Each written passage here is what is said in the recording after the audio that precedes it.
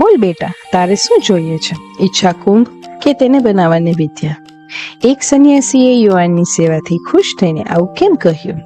તો ચાલો જાણીએ. શરૂઆતથી એક યુવાન ધન સંપત્તિ અને ઐશ્વર્ય મેળવવા આમ તેમ ભટકી રહ્યો હતો. યુવાનને ક્યાંકથી એક વાત જાણવા મળી કે જંગલમાં એક સંન્યાસી રહે છે અને એ સંન્યાસી પાસે ઈચ્છા કુંભ છે. માણસ જે ઈચ્છા કરે એ કુંભ એ પૂરી કરે છે. યુવાન આ સંન્યાસીને શોધવા નીકળી પડ્યો. જંગલમાં એક સાવ સામાન્ય કુટીરમાં રહેતા એક સંન્યાસી સાથે એની મુલાકાત થઈ. પહેલા તો યુવાનને લાગ્યું કે આ એ સંન્યાસી નથી જેની પાસે ઈચ્છા કુંભ છે, કારણ કે જેની પાસે ઈચ્છા કુંભ હોય એ સાવ આવી ઝૂંપડીમાં થોડાક રહે. પણ જેમ જેમ સંન્યાસી સાથે વાત આગળ વધતી ગઈ તેમ તેમ વિશ્વાસ આવતો ગયો કે કદાચ આ એ જ સંન્યાસી છે જેને શોધવા હું ભટકી રહ્યો છું.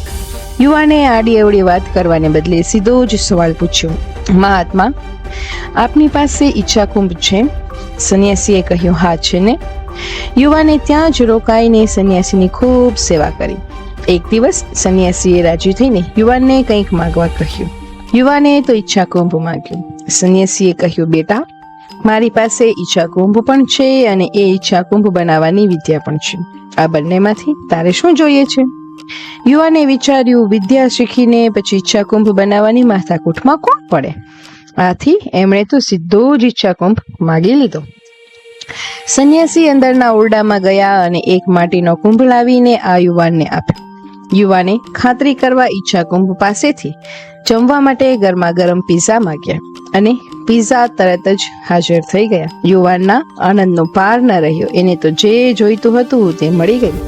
સંન્યાસીનો આભાર માનીને કુંભને પોતાની સાથે લઈને ચાલતો થયો. થોડો આગળ ગયો ત્યાં એને ઠેસ વાગી. હાથમાંથી ઘડો નીચે પડી ગયો અને ફૂટી ગયો. યુવાન તો રડતો રડતો સંન્યાસી પાસે પાછો આવ્યો, પણ હવે ત્યાં કોઈ સંન્યાસી ન હતા. આપણે પણ આ યુવાન જેવા જ છીએ. ઈચ્છા કુંભ બનાવવાની વિદ્યા શીખવાને બદલે સીધો જ ઈચ્છા કુંભ મેળવવાનો ટૂંકો રસ્તો પસંદ કરીએ છીએ.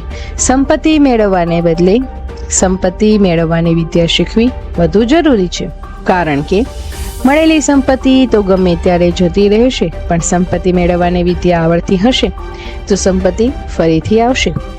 તમારું શું કહેવું છે આ બાબતે? મને કમેન્ટ બોક્સમાં કમેન્ટ કરીને જરૂર જણાવજો. ધન્યવાદ.